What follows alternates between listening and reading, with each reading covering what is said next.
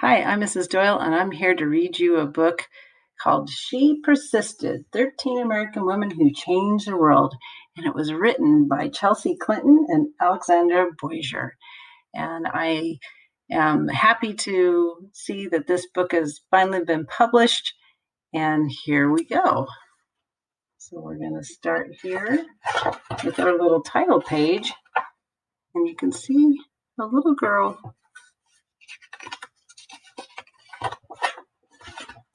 It says the book was inspired by Senator Elizabeth Warren in celebration of all women who persisted every day. Sometimes being a girl isn't easy. At some point, someone probably will tell you no. You will and tell you to be quiet and may even tell your dreams are impossible. Don't listen to them. These 13 American women certainly did not take no for an answer. They persisted. Looks like they're in a museum. It looks like they're looking at pictures of many, many women who have pursued their dreams. Let's see what else happens here. Oh, look at this. What do you see? It looks like it's nighttime. And it looks like she's telling them to be quiet. Looks like maybe they're sneaking away. Let's read about it. Harriet Tubman was born a slave, and her story could have ended there. Instead, she persisted, escaping from slavery and becoming the most famous conductor on the Underground Railroad.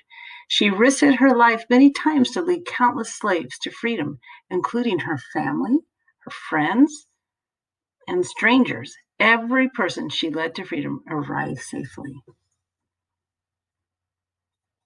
She looked like she helped a lot of people. And up here it says, I should fight for my liberty as long as my strength lasted. Thank goodness we had her in our history. Oh, you might know this person.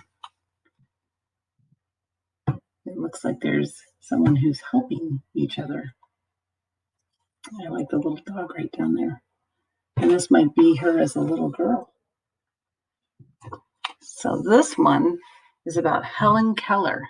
It says, once Helen Keller became blind and deaf as a toddler. And a toddler means that you're tiny, like 2 or 3 years old. Few people thought she'd be able to learn to read, write, or speak, but she persisted.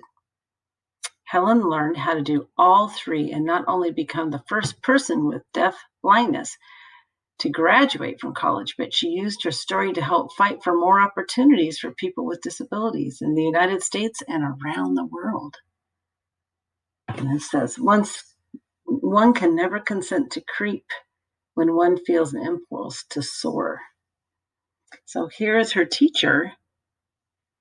And how do you think she's reading? We call that she reads by Braille, but she needed her teacher in order to feel the Braille to understand what was being said. We're going to read one more story.